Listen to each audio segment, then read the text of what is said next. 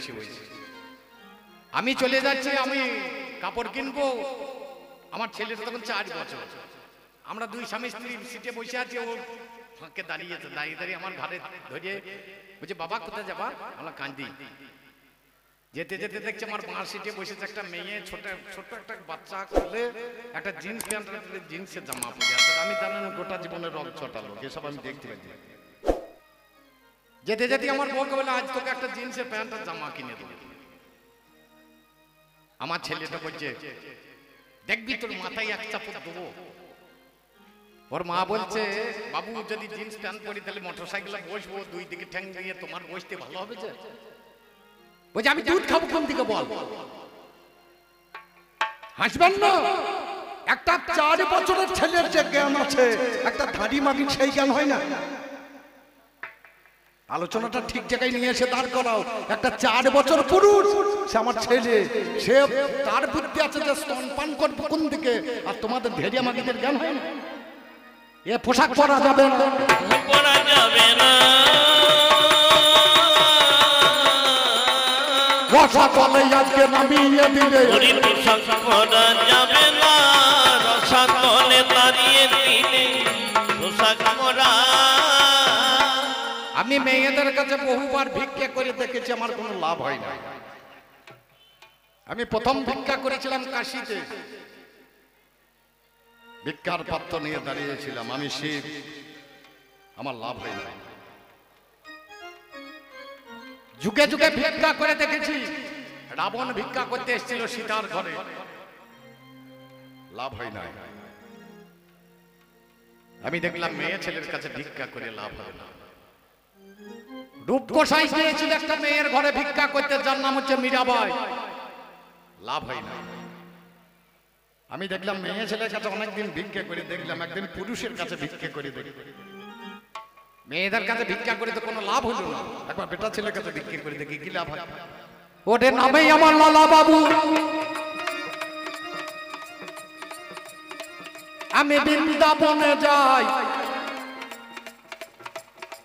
গোটা বৃন্দাবনে ভিক্ষা করি, জানেন মহাশয়, গোটা বৃন্দাবন আমি মাধকরি করেছি, প্রত্যেক মেয়ের দ্বারে দ্বারে গিয়েছি।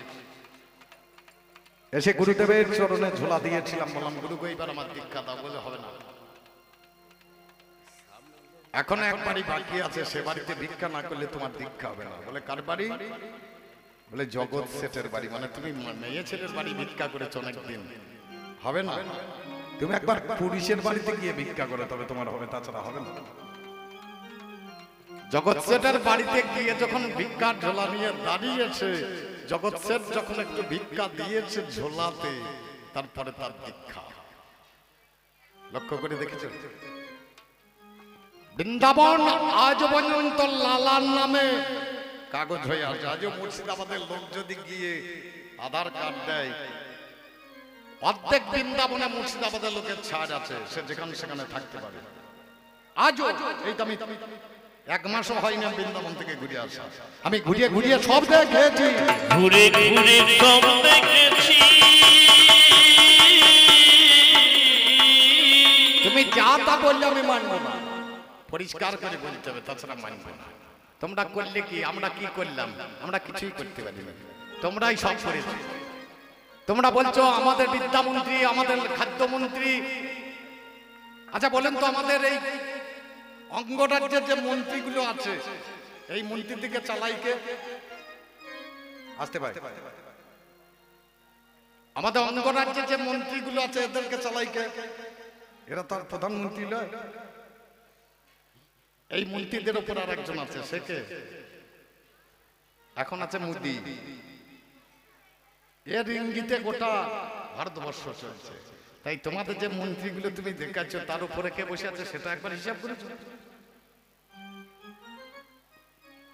শুধু তলায় হাত দিলে হবে না, উপরে হাত দিতে হবে। এই নারীগুলো যে মন্ত্রী পেয়েছে, মন্ত্রিত্বটা দিল কে? বাবা আমি সেদিন দিয়েছি, আমি সেদিন দিয়েছি। পৃথিবীর যখন হয়নি জন্ম, তখনও করেছি চাষ। পৃথিবীর যখন হয়নি বাড়ি, তখনও করেছি বাস।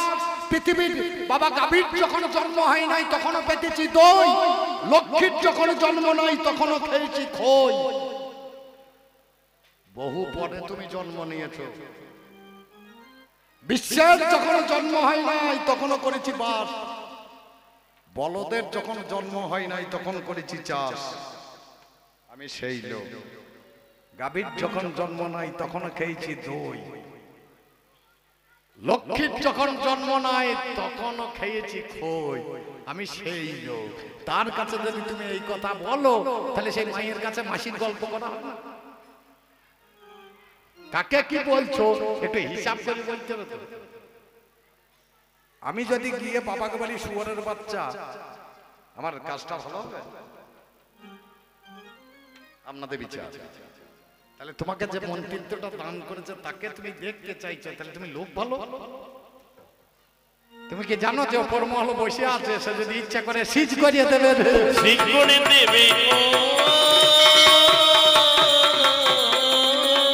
ওই জন্য তোমাদের মতো নারীদের একটা জিনিস আছে, অন্য কিছু থাক আর না থাক, পুরুষের থেকে তোমাদের একটা বেশি। পুরুষের চোখে জল খুব কম আসে, কিন্তু নারীদের দেখবেন কিছু বললেই আর মহিলা। আগেকার দিনে মেয়েগুলা কান্দন তো আমি দেখেছি, এখন আর ওটা নাই। আগে মুড়ি ভাই তার স্বামী চোখ তুলে এই চাল চেল তো ও রাজা কোথা গেল, চাল চলছে। বাঁ হাত করে গুঁড়ি ছেঁচিয়ে দিয়ে চলছে। ও রাজা নাক ঝেড়ে চালের উপরে ফেলিয়ে দিয়ে কাজ চলছে। আমার দেখা জিনিস আপনারা দেখেছেন কিনা জানি না, আমি দেখেছি। তাদের মনে পড়তো কখন, যখন ওই আগুনে তাপ লাগবে তখন, তার আগে মনে পড়তো না। হিসাব করবেন যখন গরম লাগে তখনই স্বামীর কথা মনে পড়ে। কথাটা একটু বাইরের কথা বলিনি, ভিতরে চলুন। যখন গরম লাগে তখন স্বামীর কথা মনে পড়িবে, স্বামীর কথা মনে পড়িবে।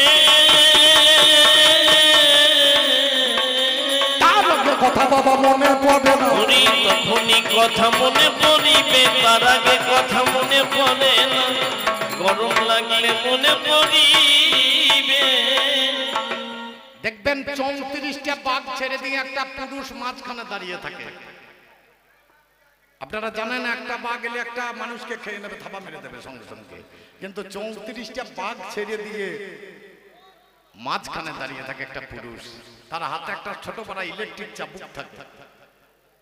যে বাঘ না করে তার গায়ে ঠেকিয়ে দেবার, সে তখন লাফিয়ে ওই দিকে পালাবে। নারী তুমি হিসাব করে কথা বলো। হাজার খিলের ঝাঁটা এক স্বামীতে আঁটা। স্বামী দেখেছো কোনোদিন? আমি যখন রাসমঞ্চে গিয়ে দাঁড়িয়েছিলাম, আমি সে পুরুষ নয়। আমি কোনো ফুলে গিয়ে মধু খাই না। ফুল যদি ছিঁড়ে আমার কাছে আসে আমি তার মধু পান করি, তাছাড়া আমি তার মধু পান করি না। আমি সে পুরুষ নয়। এই জামাতেই গাঁথিস বাবা, চামড়াই গাঁথি না। কিন্তু বাবা তোর মতো লোকের 10 টাকা দেওয়া উচিত হয় না। তুই তো জানিস একটা ছোট্ট কিনতে 153 টাকা লাগে। মদ খাবো না, মদের পয়সাটা দিতে 153 টাকা। তাছাড়াই আমার ব্যবসা ভালো চলবে না, তাছাড়াই আমার ব্যবসা ভালো চলবে না। তাহলে এই বাঘের ফাঁকে ঢুকে তার কাছে কি থাকে একটা চাবুক, ইলেকট্রিক সাঁটা গায়ে ঠেকিয়ে দিলি। তাই প্রত্যেক পুরুষের কাছে ইলেকট্রিক সাঁটা আছে। এই গায়ে ঠেকালেই বুঝতে পারি। ভগবান কৃষ্ণ যেদিন রাসমঞ্চে গিয়ে দাঁড়িয়েছিলেন, বলছে পরীক্ষা আজ কেন করবি? যেদিন 1600 গোপিনী নিয়ে রাস করবো সেদিন আমাকে পরীক্ষা করিস, তার আগে পরীক্ষা হলো। মেয়েগুলো সব চলে এসেছে।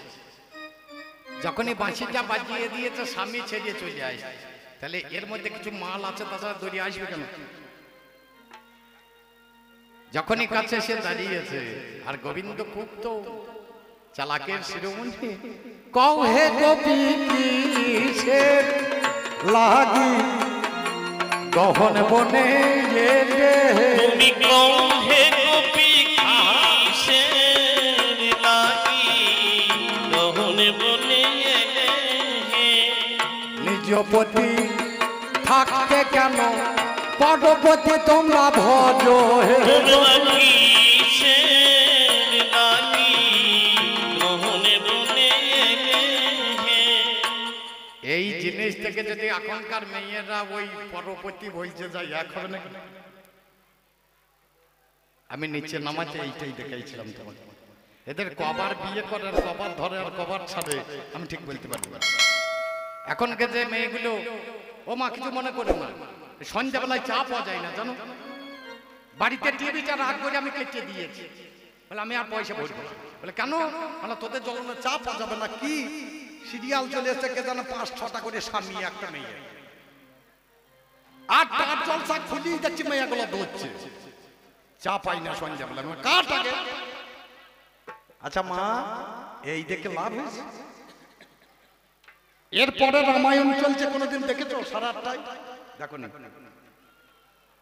এরপরে শনি আছে 9টা থেকে দেখেছো কোনোদিন দেখো না আর যত টাট জলসায় যত মাল আছে ওই যত স্বামী পাল্টাবে তত ভদ্রলোকের মেয়েরা হপ হপ করে খাবে এটা ভালো জিনিস নিচে নামার কথা এই জায়গায় দেখেছিলাম স্বাস্থ্য কথা হরি কথা কোথায় গেল আজও পুরুষের মধ্যে বেঁচে আছে লক্ষ্য করো তোমরা এসব করতে পারবে না এই জায়গায় তোমরা আনতে পারবে না রাসমঞ্চে যখন রাস আরম্ভ হলো রাস আরম্ভ হয়েছিল চরণ পাহাড়িতে আর রাসটা শেষ হয়েছিল কোথায় যেটা রাস মঞ্চ তার নাম হচ্ছে চরণ পাহাড়ি এখানে শুরু হয়েছিল আর রাস শেষ হয় কথা আজ্ঞা চক্রে তাহলে শুরু হয় কথা চরণ পাহাড়িতে চরণের পাহাড় যেটা চরণ পাহাড়ি এই চরণ পাহাড়ে মানে মূলাধারে শুরু হয়েছিল আর রাস্তা শেষ হয়েছিল আজ্ঞা চক্রে মানে দ্বিদল পথে এরপর আর উপর দিকে উঠবে না তাহলে তোমরা কি দেখলে আমার কি পেলে আমার কাছে তোমরা কিছু পেলে না তোমাদের আশা হলো আর যাওয়া হলো আর কিছু পেলে না তাহলে কি করবে পুরুষোত্তম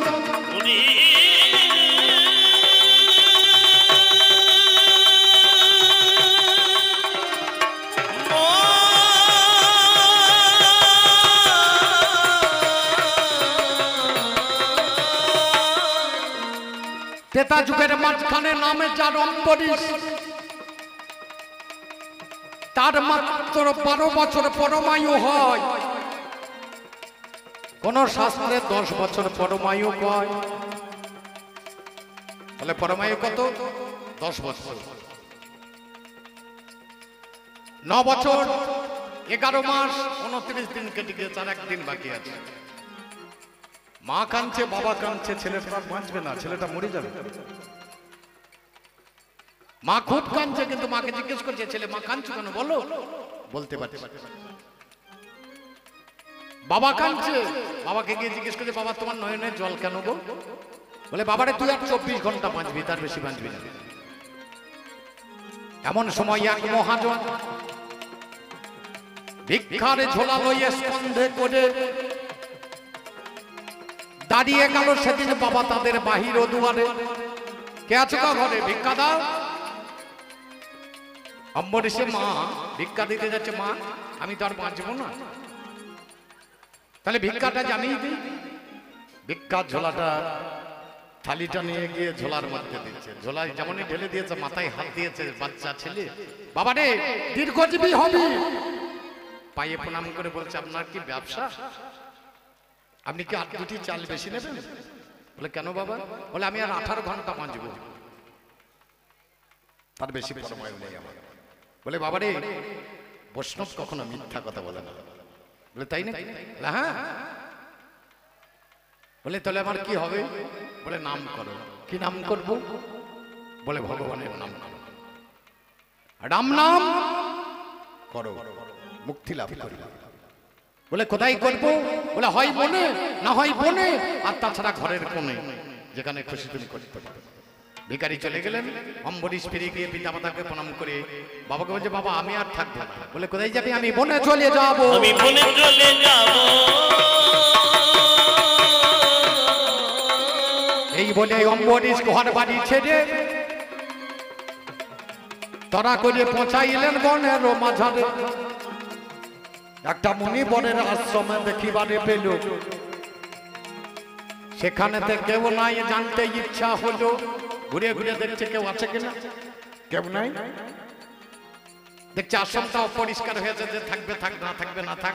একটা ঝাড়ু দিয়ে সুন্দর করে পরিষ্কার করে দিল আশ্রমটাকে, দিয়ে একটা গোপন জায়গায় চুপ করে লুকিয়ে বসে আছে বাচ্চা ছেলে। সন্ধ্যাবেলায় মুনিবর সন্ধ্যাবেলায় মুনিবরে বাসায় এলো ফিরে, আশ্রমটাকে হারে বাবা তার চক্ষু ডোমা ধারে, আশ্রমটাকে দর্শন করছে ভালো করে, চারিদিকে তাকিয়ে তাকিয়ে দেখছে বাবারি এই আশ্রম আমার এত সুন্দর পরিষ্কার কে করে দিল? যেই করেছিস করেছিস, দীর্ঘজীবী হবে। ছেলে বেরিয়েছে বলছে সাধু বাবা আর আমার 12 ঘন্টা পর হাতে করে ধরে নিয়ে সাধু বাবা বলল ঠিক আছে অম্বরীশ চল একবার গ্রামে যাই। গ্রামে গিয়ে ওই বয়সে 8-9টা ছেলে জোগাড় করেছে, জোগাড় করে নিয়ে আশ্রমে বসেছে। বলে আজ গোটা রাত্রি কেউ ঘুমাবো না, গোটা রাত্রি বসে বসে গল্প করবো। কি গল্প করবো? বলে রামায়ণের গল্প করবো। গোটা রাত্রি রামায়ণের গল্প করতে করতে যখন 4টে বেজে গিয়েছে, বলে আর বসে থাকলে বলে এবার শ্রীখোলার করতাল নিয়ে এসো, এবার রাম নামে গাইবো।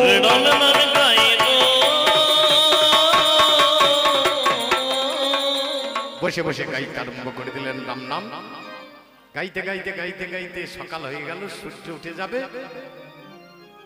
জমের দুধ দুটিকে পাঠিয়ে দিলেন, বলে যাও আর তো পরমায়ু নাই, অম্বরীশকে তুলে নিয়ে এসো। কাছে গিয়ে দেখছে চারিদিকে তাকাচ্ছে, 10 জন বসে আছে, 10টা ছেলেই অম্বরীশ। কাকে নিয়ে যাবে আর বুঝতে পারছে না, চিনতে পারছে না, 10টাই তো অম্বরীশ। যমরাজের কাছে ফিরে গিয়ে বলছে যমরাজ তাহলে আনতে পারলাম না। বলে কেন? বলে 10টাই তো অম্বরীশ, কাকে নেব? এক কাজ করুন আপনি যান। মোষের পিঠে চেপে যমদণ্ড হাতে নিয়ে গেলেন, গিয়ে দাঁড়িয়ে দাঁড়িয়ে দেখছেন কাকে নিয়ে যাবে, 10টাই তো অম্বরীশ বসে আছে। যখন দেখে নিয়ে যমরাজ ফিরে চলে এসে দেখছে আর তো মারা যাবে না, সূর্য উদিত হয়ে গেছে, সূর্য উঠে গিয়েছে, আর ছেলে মারা যাবে না।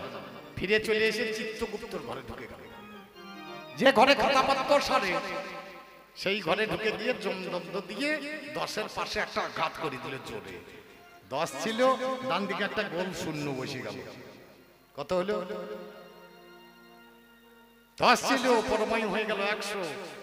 চিত্রগুপ্ত ঘরে ঢুকে চিত্রগুপ্তকে বলছে দাদা এ কাজ আমরা তো গোটা জীবন হিসাব করি, কোনোদিন তো ভুল হয় না, তাহলে মনে হয় এ কাজ আমাদের যমরাজই করেছে। যমরাজ তুমি যখন একটা শূন্য দিয়েছ, আমু একটা দেবো, আমি একটা দেব। 100 ছিল, ডান দিকে একটা শূন্য বসে গেছে, 1000 হয়ে গেল। গুপ্ত বলছে দাদা ভাই তুমি একটা দিকে থামতে পারো, কিন্তু আমি একটাতে থামবো না, আমি 2টো দেবো। ছেলে কেমন করে মরে দেখিব, আমি দেখো দুটো